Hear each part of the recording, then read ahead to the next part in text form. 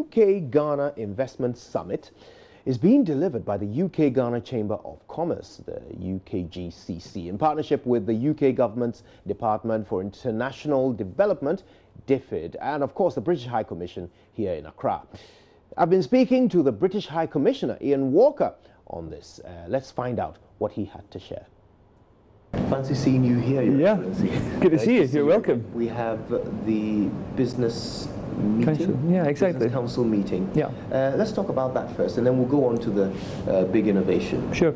So the UK Ghana Business Council is a new format, a new idea, which is basically going to bring together some of the most senior ministers in Ghana and the senior ministers in the UK, such that we can have a regular, twice-a-year dialogue on what really are the top priorities between our countries.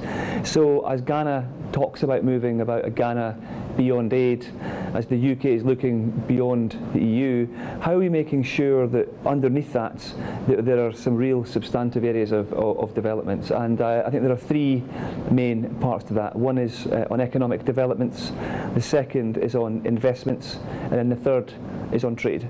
And we are bringing out Harriet Baldwin, our Minister for Africa, Adam Afriyie, the Prime Minister's trade envoy. We have two of the most senior officials in the UK government coming out who deal on both development and on trade.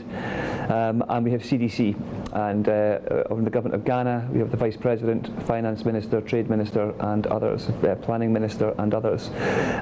So I think this is a really kind of good opportunity to make sure that we are starting now to truly think about what those common priorities are, to focus on them and to move from vision to implementation. Right. Now, just twice a year you'll be having this this gathering. Why?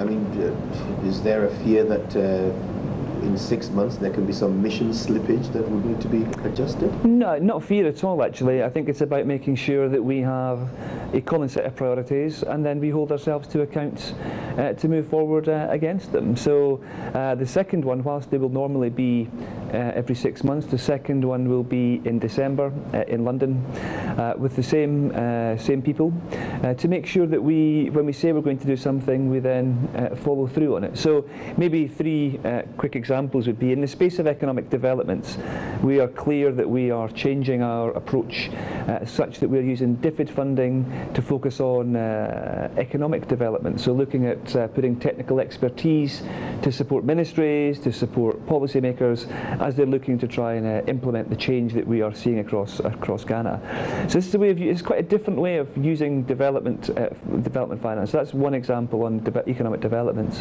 In the space of investments, the Prime Minister spoke in Africa a few weeks ago about looking to make the UK the #1 provider of foreign direct investment to Africa. I want to make Ghana a real example of that. Finance is there, development finance is sitting in CDC, the City of London is a global hub for finance, the capability is there, but somehow I think there's more we can be doing to direct that towards the areas of priority both for the government and for the people of Ghana, kind of private sector in Ghana.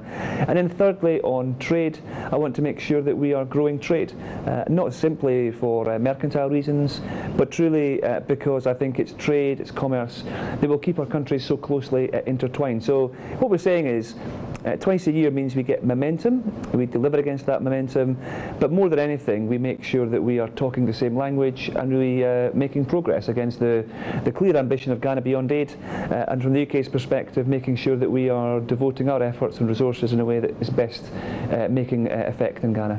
Very good. Okay, so then of course we have for the first time a UK-Ghana investment summit. Yeah. And, that's covering 2 days, yeah. Monday and Tuesday. Yeah. First of all, the President and the Vice President are attending this, is that right? Essentially, we're thrilled. The President will be opening the event on Monday, and the Vice President will be speaking on Tuesday. And we will be bringing out 50, it's actually more than that, it's about 65 UK companies coming out to Ghana Ghana, and the delegation is being led by another minister, by Baroness Fairhead, our Minister for Trade and Export Promotion, and she will be accompanied by Sir Paul Collier, who is one of the world's best academics on development and on development, how development is changing, how we need to get more private sector engagement, private sector involvement in that development space. So it's great that we've got one of the leading kind of political thinkers in government, Baroness Fairhead, and one of the leading academic thinkers on this, who he actually, in fact, I think the Vice President was actually one of his students previously. So I think, you know, Sir Paul Collier, he's a world renowned in his field. He accompanied the Prime Minister also on her recent tour, and I think I'm thrilled that we've got some top people coming out and some major private sector people coming out too. Would you say that this summit was born from the chamber? So I think where it's born from is a sense of, we believe in Ghana beyond aid. We respect the need for Ghana to stand on its own 2 feet economically, to be making choices of its own, absolutely of its own volition. And to make that happen, Ghana needs clearly investments, and it clearly needs jobs and particularly jobs for the youth. These are goals that we think are completely not just right; they're completely reasonable, and are things that we should be looking to kind of find a better way of matching up, not as an act of charity, but because it's in our mutual interest to do so. So there are 5 areas that we are focusing on in this conference. Firstly, infrastructure, which we think is one of the major gaps and well recognised as being so. We want to try and raise the level of debates, I think, in terms of how and where investment should be rooted. We're also looking at agribusiness and agri-processing. Again, there's a development part of that, which is how do you get the business environments, and there's a private sector bit, which is how do you get companies to come and invest. We're also looking at petrochemicals and pharmaceuticals, and then lastly textiles and garments. So I really believe that the gap, insofar as there is a gap, is around, clearly there's a question around manufacturing in garments and textiles. There's also a question about how do we get more buyers. So much of Ghanaian produce is sold in the UK. How do we get more of those people to buy it? So some of the buyers we've got coming are from supermarkets, are people who are buying clothes from here to make sure it's sold on a broader stage. So I hope we're moving the conversation forward, and one which is truly in Ghana's interests and truly in our common interest. So to be clear, it's not something that's been organised by the UK Ghana Business Chamber? So we've been working hand in glove with the UK Ghana Chambers of Commerce, who are just continue to do a brilliant job. Tony Burkson, in particular, the chief executive, I think, is just really, he's just kind of made the organisation move, and I'm delighted that he does the job that he does. He's been instrumental in making this happen. It's been an exercise, though, that has been involved the whole of the British High Commission. So it's involved our trade teams, our development teams, and obviously a good bit of my time as well. We believe in this passionately, not because, as I said, of trade for trade's sake. We believe in it because if the UK stands for anything, it stands for global free trade. And if we talk of partnerships and friendships, there's none closer than Ghana and the UK. So let's change and turn those warm words into practical action, and make sure that when the UK Ghana Business Council meets again in December, we can talk about, well, we said this is what we're going to do, have we done it? That's what I want to achieve. Okay, wonderful. Now, so you're bringing potential investors to this thing, and you've talked about how the goal is for the UK to become the leading provider of foreign direct investment in this part of the world.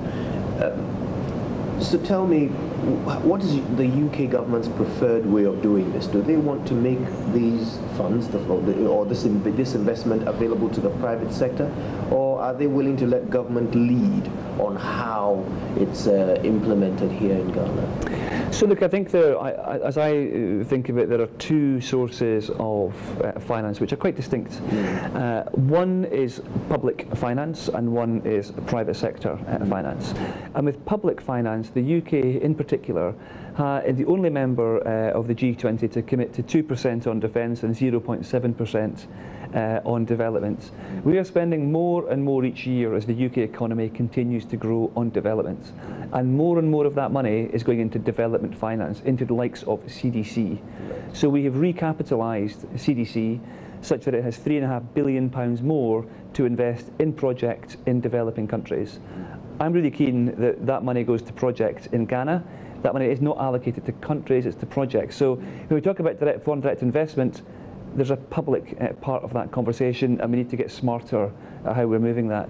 I think with the private sector, it's about making sure that we bring private sector investors here, both financiers and also investors who work in particular sectors. But again, there's an important public sector part here. We have recently announced the doubling of UK export finance cover to Ghana from £500 million to £1 billion. We want to prioritise that in sectors that matter to Ghana.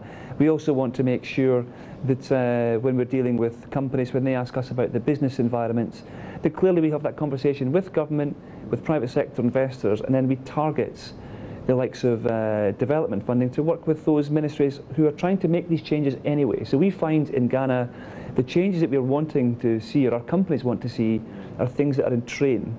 The challenge is, how do you make sure that implementation is happening at the right pace? And I think friends, partners work together on that, talk openly about it, and then kind of make it happen. How does the UK taxpayer generally feel? You can't speak for all of them clearly, but what tends to be the current mood of the UK taxpayer regarding how much money the British government is willing to spend in Africa and other emerging markets? So I think it's been a relatively hot topic actually in the UK for the last few years, and I think the reason is because actually the nature of what development can be used for is often misunderstood. I think that in many people's minds, development is focused on alleviating the poorest of the poor, and that remains true in many countries around the world. Our commitment to that is real. We are fully committed to places like South Sudan, to Somalia, where there is abject poverty, and we want to play a part in helping those most in need. We are not changing our approach in that. We are committed to that 100%. But also, where countries are going through real growth and development and change in a very different way in the case of Ghana, there are still a number of hurdles that are required for Ghana to reach the next stage of its development. And we've talked about infrastructure. For infrastructure, you're looking at kind of often 10-year, 20-year programs. It requires patient capital. Private sector investors are often either going to not be that, they're going to be quite concerned, and they will attract a very high price premium, even though there's a good market there to be a part of. We believe that using development finance is a way of helping manage some of those early risks, and we've seen some examples of that here. I'd like to do more. One example, if I may, is in farming. You know, we have spent up in Brongahafo $8 million in the last 5 years, creating a 10,000 hectare fully irrigated farm. It looks like any farm you would see of the best in the world. But using development finance has not been there saying the UK now owns this farm. No. Development finance will now withdraw, having now created those conditions, having dealt with the land rights, having done the soil sampling, the hydrology testing, and is now looking to attract private investors into that farm, including Ghanaian investors, obviously. And because we believe in development, this is not about just UK companies as much as we would like UK companies to participate. So that's the kind of example I give, which says there is a role for development finance. The UK is a leading provider of it around the world. We want to work with friends and partners, but we must find the right projects to make sure that we can change what I'm saying into practical action that's making a real difference to the people of Ghana. This is good to know. I suppose my curiosity about the state of mind of the average British voter is around my curiosity about whether the average British voter who prefers Brexit cares, let alone is pleased to support British investment in development projects in Africa. Yeah. Do they get the benefit to Britain? So I think if you look at across the UK is one of the most benevolent societies that you will see in the world. If you pause on government funding on it, if you look at fundraising around how charitable donations have increased around the world, crikey, you know, whether it's around cancer charities, whether it's around disaster relief, pick your area, you know, children. There's so many areas where the average British taxpayer, if such a person exists, donates a huge amount of money above and beyond what is paid for in tax. So to me the first question is, yes, people do believe in development. What they don't like is seeing money wasted. What they don't like seeing is development money, their taxes, somehow going into kind of corrupt endeavours, and people are making huge profits out of it. But what they do believe in, is I think, is a kind of a real focus on helping other people. I really genuinely believe that is part of our, part of what people in the UK kind of care about. To your question on Brexit, I suppose hidden within your question is a sense of, is Brexit some kind of sense of the UK turning in on itself? Is it becoming less of a global presence? I refute that completely. You know, the UK is a permanent member of the Security Council. It's one of the kind of founding members of the Commonwealth and of so many other kind of multinational institutions. I think with the EU, it would be naive of me to be offering a kind of political analysis of why Brexit happened, but I don't accept at all that it's about the UK turning itself in on itself. Arguably, it could be seen as the opposite, which is that the UK has control over how it deals with all of the countries around the world in and of by its own rules. Now, I don't pass comment on that. We're still in the middle of that negotiation, but I think the UK believes in global free trade. It believes in migration of people. The whole of the UK is full of people from all kind of corners of the world, and much the richer for it. So I don't believe for a moment the suggestion that it's a reduction of our role. I believe and I expect it's the very opposite of that, and I hope that our efforts in Ghana will come to fruition. I also hope that other countries around the world will do the same, because actually what makes us strong is when we talk about what we have in common, not what makes us different, and that's one thing I care about passionately here in Ghana. The welcome I've received here, the people I meet. This is a fantastic country. It feels like home now, absolutely. I know 250,000 Ghanaians, or people of Ghanaian descent, call the UK home. Let's turn that into something really optimistic for the future. Let's kind of get beyond any nostalgic afterglow, and let's kind of, let's make change happen. And that's kind of why I think I'm here. Let's round up with details of the summit. So it's Monday and Tuesday. Where and when, and can anybody attend? So it kicks off, as you say, on Monday with the President speaking, and then we have the Finance Minister will be there as well, as I've I think mentioned earlier, and it runs for 2 days, as we've touched on. In terms of people listening who are interested, I would say look at the UK Ghana Chambers of Commerce website. And then there's direct kind of contact details on there if people are interested in attending, and we will get back to you as soon as possible. I think the key thing here, we've talked a lot about the people that are coming. What I've not yet said, but just to close on, is that we talk a lot about partnership. That's true in every aspect of our relationship. It's particularly true here. So a number of attendees are Ghanaian companies with whom we either already partner or wish to be partnering, or British companies wish to be partnering more. So that kind of sense of working together runs through the middle of the whole kind of the whole conference itself. Well, thanks so much for getting us all excited about it, and certainly it's bound to yield some very positive results for both countries. Well, thank you. Good to see you again. My pleasure.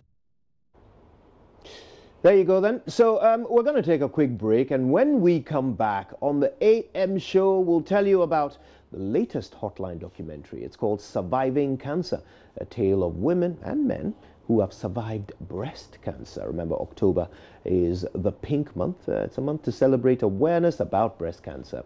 And we'll be hearing from the producer of this documentary, Seth Kwame Boateng.